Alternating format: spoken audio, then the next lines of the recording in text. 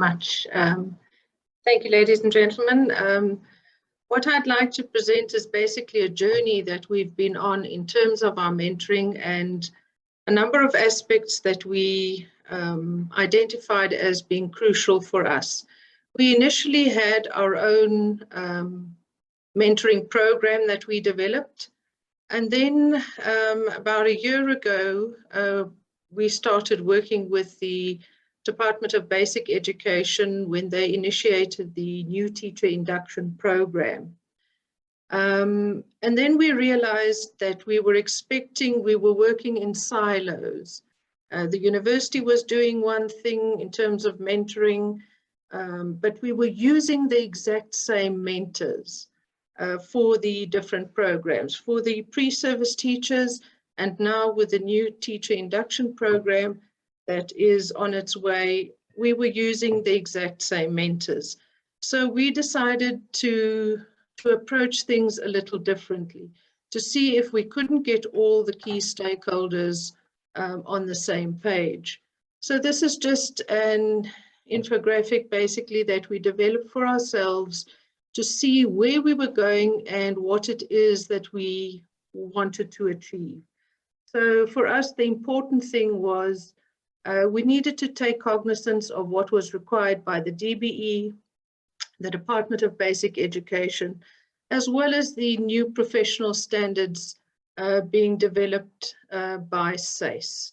As I mentioned, we had the university on the one hand, the school on the other hand, and we realized the teachers at schools were really bombarded by what was expected of them, and the fact that some schools even had up to 3 different university students in their at school, and each one requiring different things.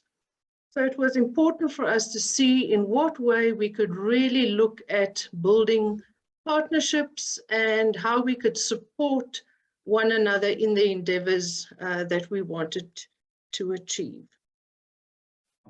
So we started off first by getting everybody on the same page. This has been a long time in the making, but as of today, I can really say that within the Northwest Province and the one particular district that we are working with, we are all on the same page and we're pulling in exactly the same direction. We're supporting one another. It's no longer lip service. So we got permission from the provincial department. And in terms of university requirements, we've got ethical clearance also given from the province, the district, and within the university. So everything is in place. Everybody knows where we are going and what it is that we wanted to achieve. So we started off with identifying, selecting schools, and this was just part of the new teacher induction program in the way that we're supporting that with regards to mentoring. But there is now an overlap, and this is why I say it was important for us to get on the same page. So the schools that are mentioned here, for example, are also schools that are used for our pre-service teachers. So our pre-service teachers are placed in these schools. The mentors that have been identified in these schools therefore have to fulfill the function of mentoring not only pre-service teachers, but also the beginner teachers that have been identified for the new teacher induction program. So how did we go about this? So in the collaboration that we have with the district, we are supporting them because the coordinators told us it's not always possible for them to get to all the schools. So for the first time, we are supporting one another. If the coordinator can't get to certain schools, to support the university and our specific program that we are running is there to support the teachers. So we started off with, we now have a proper database in place where we are checking and sharing details to make sure that the province, as well as this particular district, knows exactly where we are working, what we are doing, the details are accurate and checked. Mentors have been identified. The workload has been distributed. And we did a number of aspects that I've mentioned there. We looked at surveying the technology needs and skills of the teachers, those functioning as mentors, as well as the beginner teachers. And we did exactly the same with our pre-service teachers. So that given the fact that we are still in a bit of a transition between face-to-face as well as online, we realized that going forward, the need was expressed not only by the teachers, but also our students, that they would like a hybrid form of support. Meetings take a lot of time, traveling time. So we are trying to put in place a platform where all the key stakeholders can have access to that which they need. So we were responsible for looking at orientation and training, looking at a portfolio and how to upload the various things, experimenting with a number of platforms. We also support the district and the province with monitoring and reporting. So as I mentioned, and I would really like to reiterate this, in the past it was working in silos, and the schools and also the teachers were very skeptical of the universities in terms of, yes, just come in teaching and off you go. And this was unacceptable to us. We really needed to ensure that we were also supporting one another in terms of what it is that we wanted to achieve, and ultimately have better prepared pre-service teachers providing professional development for in-service teachers and ensuring our students get the quality support, monitoring, supervision that they need. So we experimented with a number of platforms. We started off with Google Classroom, and it was successful. But as we went from the various schools and the various quintiles, we realized that there was also a need for greater interaction.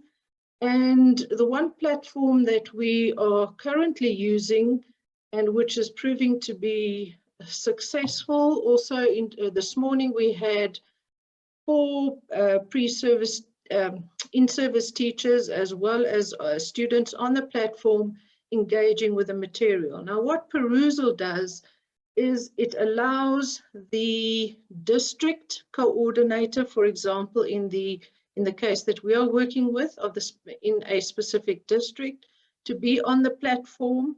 As the university, we have 1 or 2 colleagues working with the district. In this case, I work with them very closely. And then we have within the district and within the various circuits, we can group the schools so that they do not necessarily see one another or work together in groups. So this is possible within this platform. Now, what Perusal does, it allows the teachers to engage with the documentation. I've just put on the new teacher induction program as an example. So they can actually annotate on this platform. They can make comments, they can ask questions, we can upload videos. As you see, we've uploaded 2 videos made by Mr. Gerard Kutsi of the DBE. On the videos, they can also annotate. So whenever at a certain stage within a video, they want to make a comment, it is indicated at the bottom of the video what it is they are asking or commenting on. The mentored teacher can then engage with the questions asked either on the documentation per se or the videos, or the platform also allows for podcasts. We are also now experimenting with taking the teachers through the material systematically. So we can actually break it down, because we found that they are really overloaded at this stage.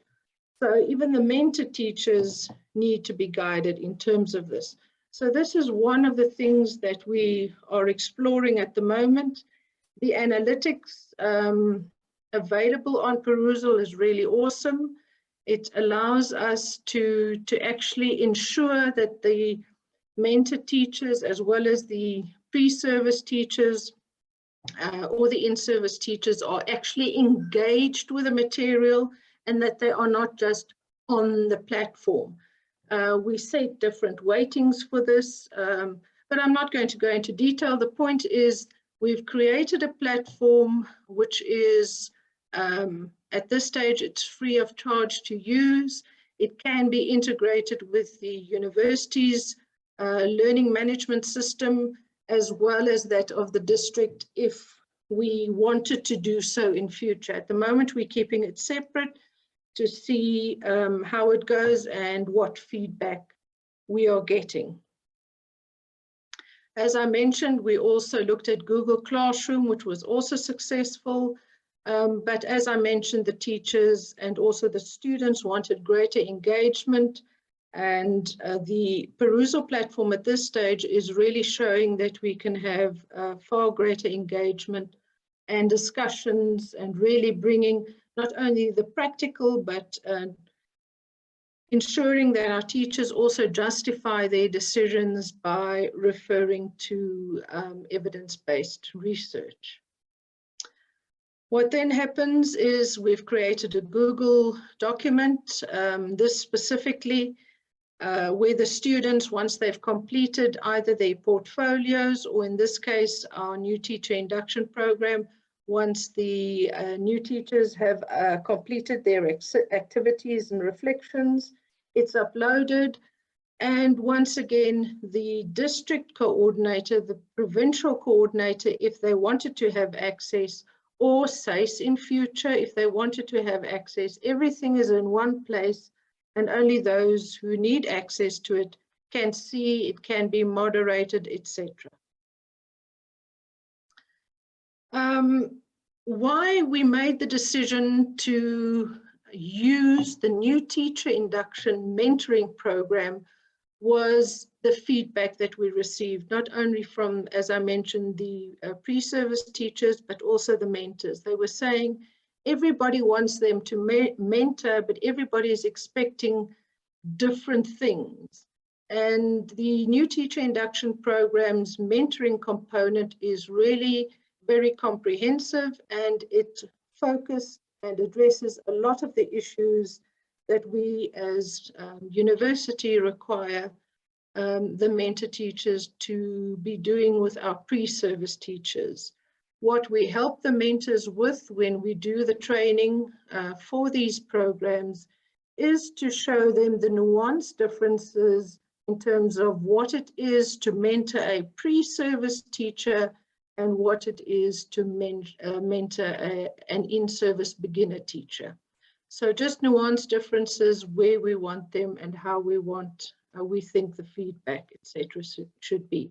So what is on the screen at the moment is just an outline of the themes. And as you can see, it really is very comprehensive and covers, in our opinion anyway, the core components that we wanted addressed. And a new thing that is coming out is the QMS that teachers will also have to do. So what we are trying to do, I'm coming in from the side at the moment, but to see to what extent we can align that with a mentoring program as well, to ensure that the teachers don't think all these programs are separate things. A lot of what is done here is also done in the QMS. So we're trying to structure and focus everything so that we are working in the same direction. And this information we got from the district, which really shows that we are starting to communicate with one another. We're using the same language, and we are really there for support and guidance. What we're also going to be introducing in the future is we already do it with our pre-service teacher. It's a mixed reality classroom setting where the students go into a simulated classroom where they teach avatars. But what the platform also has available is for mentor teachers to actually practice their mentoring. So I'm just going to show you a short snippet, and hopefully the sound will come across as well. This is to ensure when mentor teachers are not quite sure how to approach a situation, rather than causing conflict at school, we allow them into the simulator to practice certain things on how to give feedback on particular aspects. Hi, Elma.